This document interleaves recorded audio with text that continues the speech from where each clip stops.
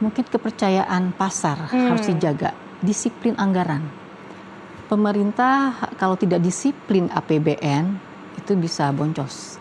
Karena kita tahu bahwa kalau zaman dulu orang bilang besar pasak pada tiang ya. Nah, lebih besar pasak sekarang daripada tiang, dan itu diantisipasi berarti dengan hutang atau sumber pemasukan yang benar-benar cash flow pemerintah yang harus rapih.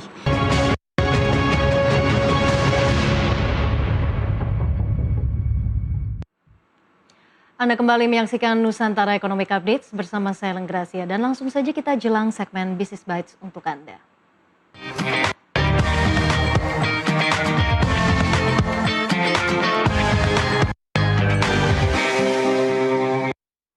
Bank Indonesia mempertahankan suku bunga acuan atau BI rate di level 5,75% pada Juli 2026. Rapat Dewan Gubernur Bank Indonesia memutuskan untuk mempertahankan BI rate sebesar 5,75%. Keputusan ini melanjutkan kebijakan moneter BI yang sebelumnya menaikkan suku bunga acuan ke level tersebut pada Juni 2026. Bank Indonesia menyatakan kebijakan suku bunga ini diarahkan untuk menjaga stabilitas nilai tukar rupiah, mengendalikan inflasi, serta mendukung pertumbuhan ekonomi nasional. Selain mempertahankan BI rate, Bank Indonesia juga menjaga tingkat suku bunga deposit facility dan lending facility sesuai dengan keputusan kebijakan moneter yang berlaku. Keputusan mempertahankan suku bunga acuan ini menjadi langkah BI dalam menjaga keseimbangan antara stabilitas ekonomi dan momentum pertumbuhan di tengah dinamika ekonomi global. Pelaku pasar kini mencermati arah kebijakan Bank Indonesia selanjutnya, terutama terkait perkembangan inflasi, nilai tukar rupiah, dan kondisi likuiditas pasar keuangan. Pengambilan respon bauran kebijakan Bank Indonesia dalam rapat Dewan Gubernur ini. Berdasarkan asesmen proyeksi menyeluruh tersebut, rapat Dewan Gubernur Bank Indonesia pada 21 dan 22 Juli 2026 memutuskan untuk mempertahankan BI rate sebesar 5,75%, suku bunga deposit facility sebesar 4,75%, dan suku bunga lending facility sebesar 6,5%. Bank Indonesia memperluas kebijakan insentif dan sejumlah kebijakan lain untuk meningkatkan aliran masuk investasi portofolio asing dan memperkuat stabilitas nilai tukar rupiah, mempercepat pendalaman pasar uang dan pasar falas (PUFA), serta meningkatkan likuiditas dan mengatasi segmentasi likuiditas di pasar uang dan perbankan. Keputusan BI rate dan sejumlah kebijakan lain dimaksud merupakan bagian terintegrasi dari bauran kebijakan Bank Indonesia yang tetap konsisten untuk semakin memperkuat stabilitas nilai tukar rupiah di tengah tetap tingginya ketidakpastian global, serta untuk mempertahankan inflasi pada tahun 2026 dan 2027 berada dalam kisaran sasaran 2,5 plus minus 1% yang ditetapkan pemerintah pro stability. Kementerian Keuangan mencatat anggaran pendapatan dan belanja negara atau APBN mengalami defisit sebesar Rp196,5 triliun pada semester pertama 2026.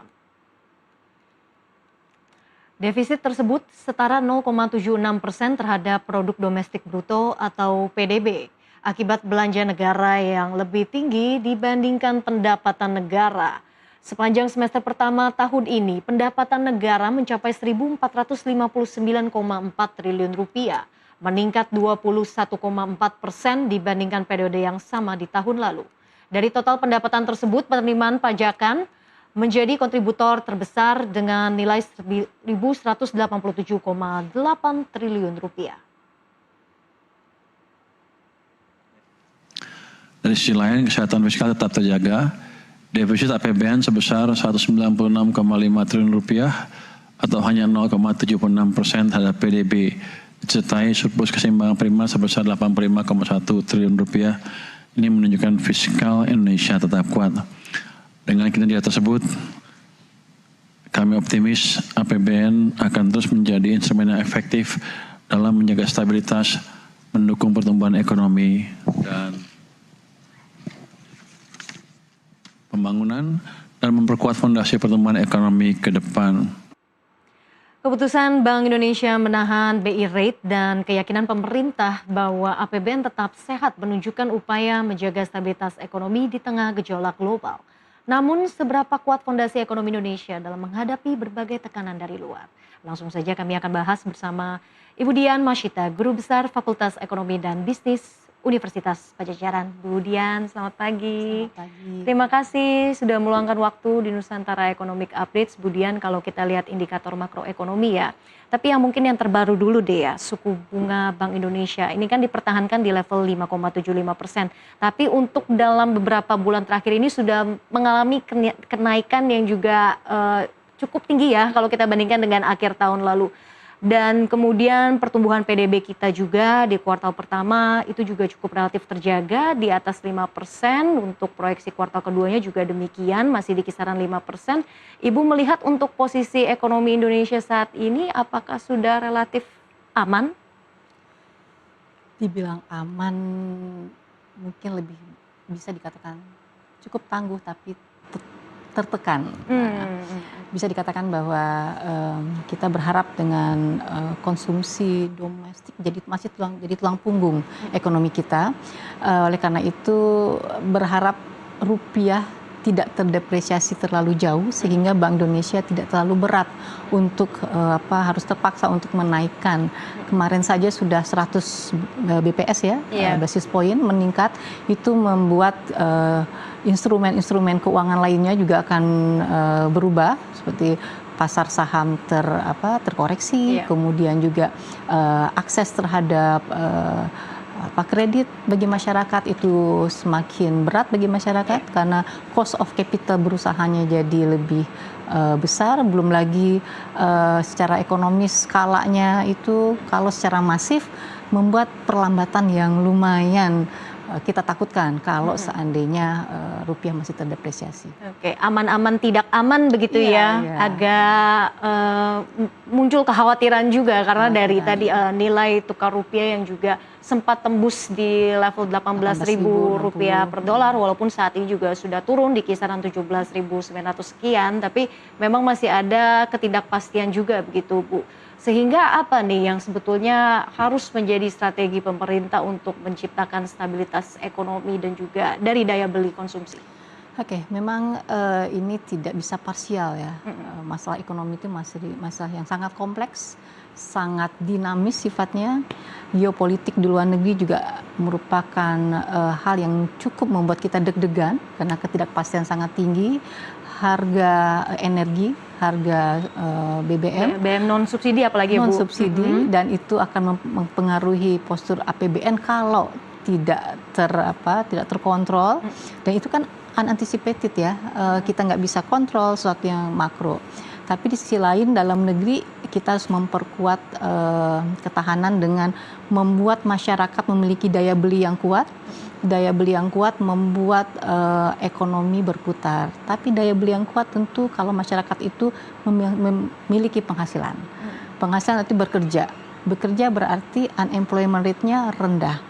Nah, sementara kita lihat sekarang suku bunga tinggi, itu kan paradoks ya, suku bunga tinggi membuat berbisnis bukan hal yang menguntungkan, yang mudah begitu, dan tidak kita menutup fakta bahwa tingkat pengangguran sangat tinggi itu akan menekan daya beli ke depan. Daya beli tertekan, ekonomi melambat, muter lagi. Dan belum lagi inflasi ya Bu. Inflasi membuat. Sehingga memang berkaca dari kebijakan pemerintah, dari postur APBN kita juga, di mana ini sebetulnya kalau melihat secara angka ya Bu ya, defisit APBN kita tuh relatif terjaga ini sebenarnya. Tapi ya memang balik lagi untuk melihat secara ke depan, karena tantangan juga masih ada, risiko juga masih bisa timbul. Sehingga apa nih Bu yang sebetulnya harus juga disiasati oleh pemerintah dalam juga menjaga fiskal APBN, tapi juga bisa menciptakan pertumbuhan ekonomi yang berkelanjutan sehingga nantinya dimanfaatkan oleh masyarakat. Mungkin kepercayaan pasar harus dijaga, disiplin anggaran. Pemerintah kalau tidak disiplin APBN itu bisa boncos.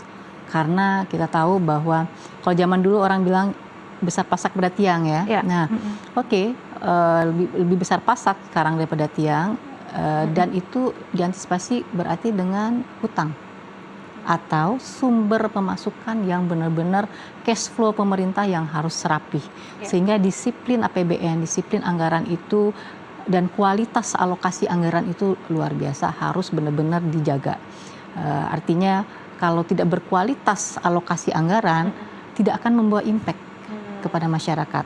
Nah, ini banyak unexpected konsekuensi berikutnya kalau kualitas alokasi anggaran tidak berkualitas. Kemudian pemasukan, income, kan tadi defisit, berarti income itu apakah jangan hanya pajak itu hanya salah satu porsi.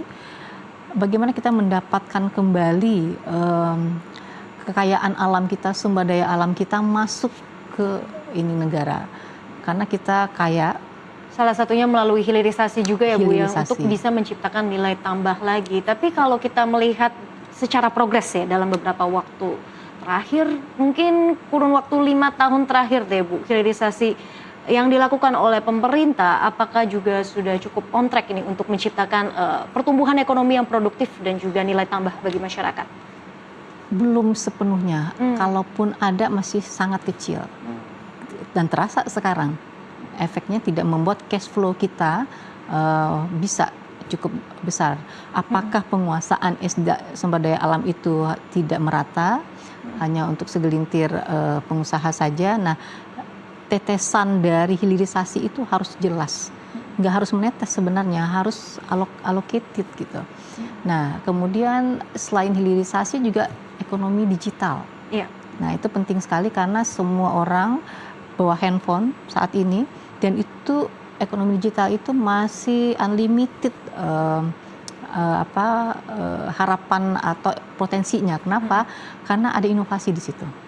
Ada inovasi, ada sesuatu yang kreativitas. Saya rasa Indonesia kreativitasnya cukup besar.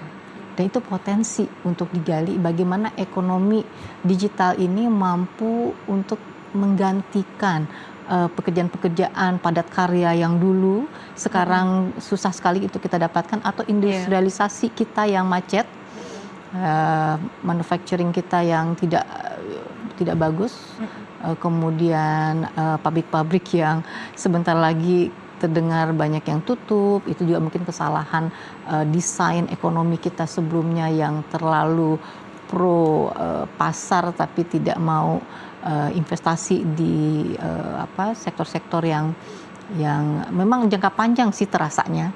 Jadi perintisan sektor-sektor itu kita sudah gagal lah 10 tahun terakhir. Oke. Apalagi kalau kita berkaca dari sektor manufaktur itu juga sebenarnya sektor yang padat karya juga ya Bu ya, banyak penyerapan tenaga kerja juga. Semakin menarik dialog kita, tapi kita harus jeda terlebih dahulu. Pemirsa, Nusantara Economic Update akan kembali sesaat lagi.